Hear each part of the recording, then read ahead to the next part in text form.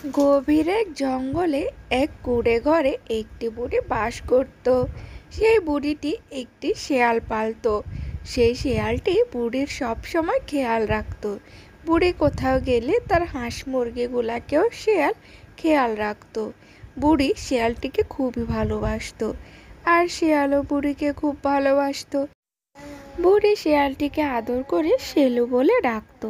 একদিন হলো কি, কই রে শেলু, এই দিকে আয়, শুনে যে আমার কথা।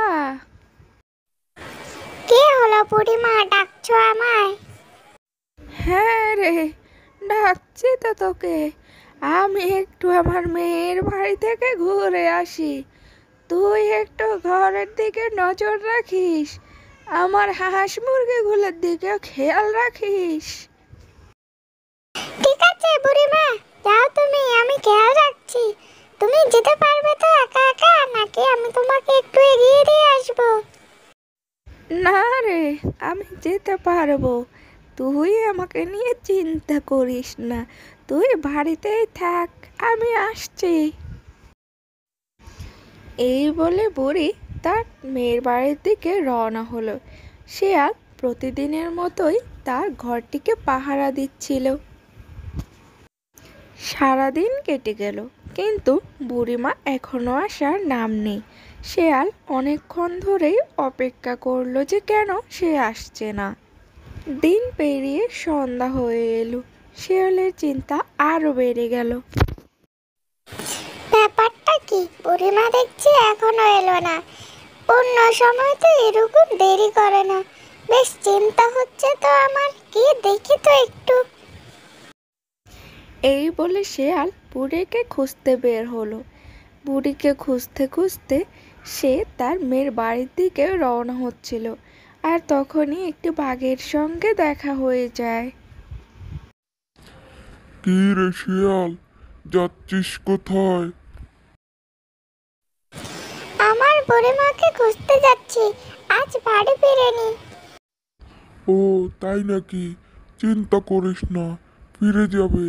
আবার এইটা ভাবিস না যে বনের কোনো প্রাণী খেয়ে নেবে। ওনাকে সবাই চেনে, কেউই খাবে না। উনি খুব ভালো মানুষ।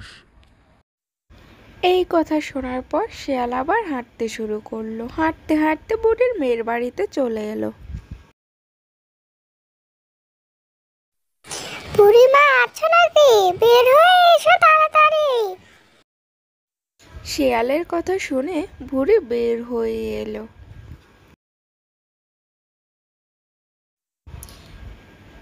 রে শেলু, তুই চলে এসেছিস?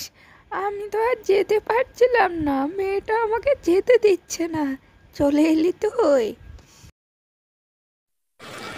তুমি যাচ্ছ না দেখে আমার ভীষণ চিন্তা হচ্ছিল, এই কারণে ভাবলাম তোমাকে এসে নিয়ে যাই। চলো বাড়ি চলো।